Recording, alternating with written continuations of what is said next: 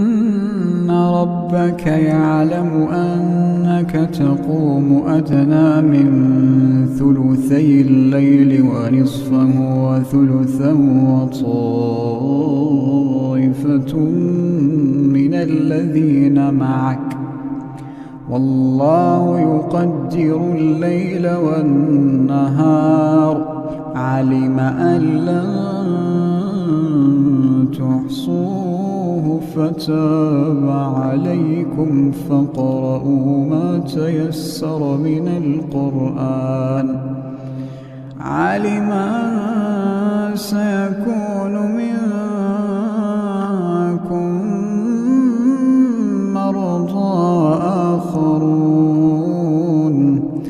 آخرون يضربون في الأرض يبتغون من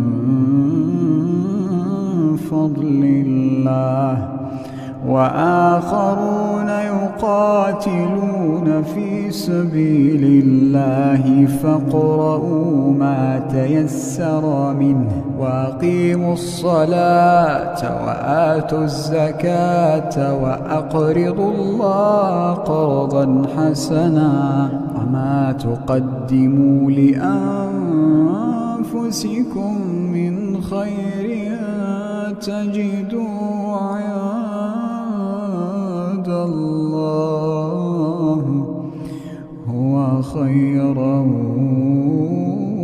وأعظم أجرا واستغفروا الله إن الله غفور